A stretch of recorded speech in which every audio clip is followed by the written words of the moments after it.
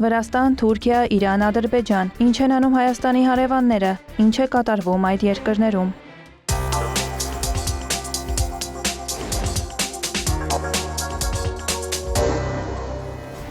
Վրաստանը պատրաստվում է առաջիկա 3-4 տարում լիովին արմատախիլ անել ապօրինի ներգաղթը, հայտարարել է Իրակլի Կոբախիձեն։ Նրա խոսքով այս տարվա 11 ամիսների ընթացքում Վրաստանից արտաքսվել է 1131 ապօրինի ներգաղթյալ։ Այդ ցուցանիշը գերազանցել է նախորդ տարվա 7 ամիսների ցուցանիշը։ Վրաստանի վարչապետը հավելել է, որ հաջորդ տարի երկրից արտաքսված ապօրինի ներգաղթյալների թիվը կկազմի առնվազն 3500։ Ավելի վաղ Վրաստանի խորհրդարանը խստացրել է միգրացիոն օրենսդրությունը, պարզեցնելով արտաքսման, ինչպես նաև ներգաղթյալների բնակության և աշխատանքի վայրերի խուզարկության ընթացակարգերը։ Ամեն շաբաթ Վրաստանի ներքին գործերի նախարարությունը հայտնում է տասնյակ օտարերկրյա քաղաքացիների արտաքսման մասին։ Միաժամանակ խստացվել են միջոցները օրինական ներգաղթյալների կողմից վարչական խախտումների դեպքում, ընդհուպ մինչև երկրից վտարում։ Հաջորդ տարվա մարտից էլ Վրաստանում ներգաղթյալների համար կգործի աշխատանքի թույլտվության պարտադիր ստացման պահանջը, ինչպես վարձու աշխատողների, այնպես էլ օտարերկրացի անհատ ձեռներեցների համար։ Վրացական երազանքը մեղադրել է BBC-ին վրացի ցուցարարների դեմ քիմիական նյութեր կիրառելու մասին կեղծ տեղեկատվություններ տարածելու համար։ Վրաստանի իշխող կուսակցությունը հայտարարել է բրիտանական կորպորացիայի դեմ իրավական վարույթ սկսելու մասին։ Կուսակցության հայտարարության մեջ նշվում է, որ BBC-ն վերածվել է խորհրդային պետության քարոզչական զենքի, իսկ հրապարակումը նման մեղադրանքների ապացույցներ չի պարունակում։ Ավելի վաղ լրատվականը հրապարակել էր նյութ, ըստ որի Վրաստանի իրավապահները 2024 թվականին Թբիլիսիում հակակառավարական ցույցերը ցրելու ժամանակ օգտագործել են առաջին համաշխարհային պատերազմի ժամանակաշրջանի քիմիական նյութ՝ բրոմբենզիլցիանիդ կամ կամիդ։ Վրացական երազանքը հերքել է քիմիական նյութի օգտագործումը ցուցարարների դեմ։ Վրացական երազանքի գլխավոր քարտուղար և Թբիլիսիի քաղաքապետ Կախակալաձեն Բուդապեշտում հանդիպում է ունեցել Հունգարիայի արտգործնախարար Պետեր Սիյարտոյի հետ։ Հանդիպումից հետո նա հայտարարել է, որ հատուկ ուշադրություն է դարձվել պսևդոլիբերալ գաղափարախոսությանը, որը Կալաձեի խոսքով լուրջ մարտահրավեր է երկու երկրի համար։ Նա նաև շնորհակալություն է հայտնել Հունգարիայի վարչապետ Վիկտոր Օրբանին և երկրի կառավարությանը Վրաստանին աջակցելու և մշտապես ճշմարտությունն ասելու համար։ Կալաձեն նաև հայտարարել է, որ Վրաստանը չի հետևել Արևմուտքի հրահանգներին, չի բացել Ռուսաստանի դեմ երկրորդ ճակատ և չի միացել հակառուսական պատժամիջոցներին։ Դրա շնորհիվ երկիրը զերծ է մնացել ճգնաժամից։ Թբիլիսիի քաղաքապետը մեղադրել է վրացական հասարակական կազմակերպություններին և ընդդիմությանը պետական հեղաշրջման փորձերի համար և նշել, որ իշխանությունների սկզբունքային դիրքորոշումը հանգեցրել է եվրաինտեգրումը դադարեցնելու սպառնալիքներին։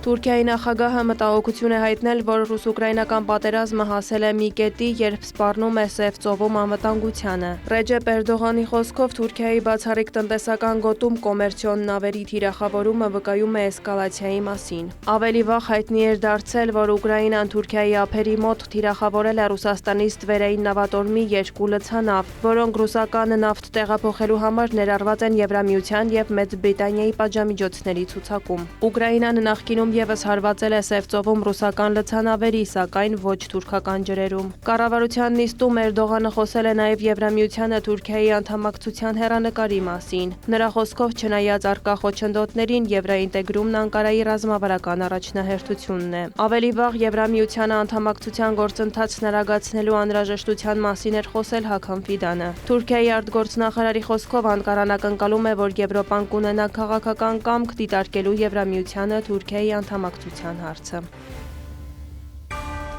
Առաջիկայում Թուրքիան նախատեսում է ընդունել ադրբեջանական պատվիրակությանը COP29-ի անցկացման փորձն ուսումնասիրելու համար։ Ադրբեջանի փոխարտգործնախարար և COP29-ի գլխավոր բանակցող Յալչին Ռաֆիևը նշել է, որ Ադրբեջանից հետո Թուրքիայում COP31-ի անցկացումը կմեծացնի ուշադրությունը տարածաշրջանում բնապահպանական և կլիմայական հարցերի նկատմամբ։ Նրա խոսքով Բաքուն արդեն աջակցություն է հայտնել Անկարային, թուրքական կողմը նույնպես շահագրգռված է համագործակցության հարցում։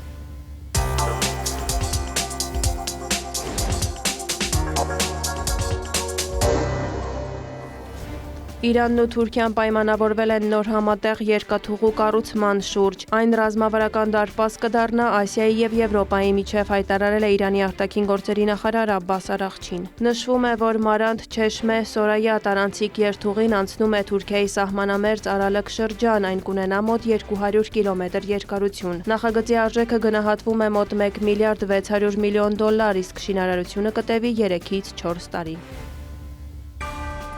ՄԱԿ-ում Սլովենիայի մշտական ներկայացուցիչ Սամուել Զբոգարը, որը նախագահում է Անվտանգության խորհրդում, հայտարարել է, որ ՄԱԿ-ի գլխավոր քարտուղար Անտոնիո Գուտերեշը մոտ ժամանակներս Անվտանգության խորհրդին զեկույց կներկայացնի Իրանի և ՄԱԿ-ի Անվտանգության խորհրդի 2231 բանաձևի վերաբերյալ։ Միևնույն ժամանակ իրանական իրնագործակալությունը վկայակոչելով իր աղբյուրը հայտնել է, որ Անվտանգության խորհուրդը դեռևս որոշում չի կայացրել այդ հարցով նիստ անցկացնելու վերաբերյալ։ 2231 բանաձևը պաշտոնապես դադարել է գործել 2022 թվականի հոկտեմբերի 18-ին։ Իրանը, Ռուսաստանը և Չինաստանը դրա գործողության ժամկետի ավարտը համարում են ՄԱԿ-ի Անվտանգության խորհրդի օրակարգից իրանական միջուկային խնդրի դուրս բերելու հիմք։ Եվրոպական երկրները և Միացյալ Նահանգները պահանջում են պահպանել Իրանի դեմ ՄԱԿ-ի պատժամիջոցները Անվտանգության խորհրդում Snapback մեխանիզմի գործարկման վերաբերյալ քվեարկությունից հետո։ Զբոգարը նշել է, որ առաջին քայլը պետք է լինի պատժամիջոցների կոմիտեի ձևավորումը և դրա նախագահի նշանակումը, սակայն նրա խոսքով դրա իրագործումը կարող է բախվել դժվարությունների, քանի որ անհրաժեշտ է կոնսենսուս։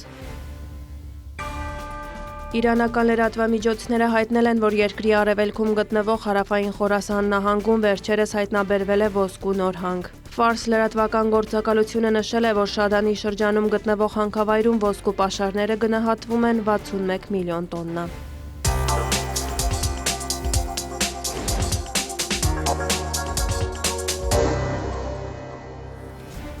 Ընդլայնման հարցերով Եվրահանձնակատար Մարթա Կոսը հայտարարել է, որ Եվրամիությունը Հայաստանում TRIP նախագիծը դիտարկում է ավելի լայն համատեքստում որպես ճանապարհ, որը կկապի Կենտրոնական Ասիան Եվրոպայի հետ։ Կոսը նշել է, որ Եվրամիությունը այդ հարցով բանակցություններ է վարում Վաշինգտոնի հետ։ Մենք ունենք նաև մեր գաղափարները։ Մենք բանակցություններ ենք վարում նաև Թուրքիայի և Ադրբեջանի հետ։ Ուստի իմաստ չունի, որ մենք դա անենք մաս-մաս։ Բայց այս առումով Ամերիկայի Միացյալ Նահանգների համագործակցությունը կամ ներգրավվածությունը շատ ավելի մեծ կարևորություն ունի, քան պարզապես 42 կիլոմետր երկաթուղու կառուցումը։ Պաշտոնյան հիշեցրել է, որ քննարկումները վերաբերում են ոչ միայն այդ երկաթուղուն, այլև ամբողջ ենթակառուցվածքին, որը կապ կապահովի արևելյան և արևմտյան ուղղություններով։ Կոսն ընդգծել է, որ աշխատանքները պետք է իրականացվեն համալիր և ոչ հատվածական։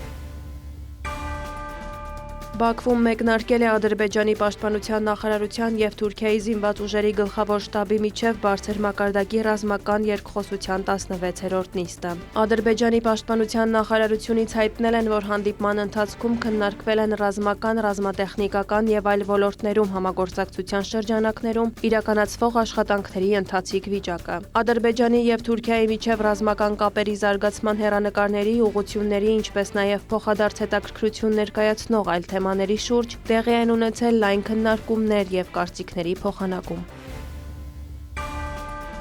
Եվրամիությունը մտադիր է ընդդիմադիր քաղաքական գործիչ Ալի Քերեմլիի ձերբակալության հարցով կապ հաստատել ադրբեջանական կողմի հետ, հայտնել է Եվրամիության արտաքին և անվտանգության քաղաքականության հարցերով պաշտոնական ներկայացուցիչ Անիտա Հիպպերը։ Նրա խոսքով Բրյուսելն ակնկալում է, որ Ադրբեջանը կհարգի իր միջազգային պարտավորությունները, այդ թվում մարդու իրավունքների եվրոպական կոնվենցիան։ Հիպպերի խոսքով մեղադրյալներին պետք է տրամադրվի անկախ իրավաբանական օգնություն և պատշաճ բժշկական ծառայություններ։ Պաշտոնյանն ընդգծել է, որ Եվրամիությունն ուշադիր հետևում է տեղի ունեցող զարգացումներին։ Ավելի վաղ Ադրբեջանում 2.5 ամսով կալանավորվել էր ընդդիմադիր ժողովրդական ճակատ կուսակցության առաջնորդ Ալի Քերեմլին։ Նրան մեղադրանք է առաջադրվել քրեական օրենսգրքի իշխանության բռնազավթմանն ուղղված գործողություններ կամ պետության սահմանադրական կարգի բռնի փոփոխմանն ուղղված գործողություններ հոդվածով։ Քերեմլիի կալանավորումը կապվում է նախագահի աշխատակազմի նախկին ղեկավար Ռամիզ Մեհդիևի դեմ հարուցված քրեական գործի հետ։ Ավելի ուշ հայտնի է դարձել, որ կալանավորվել է նաև Քերեմլիի խորհրդական Մահմեդ Իբրահիմլին։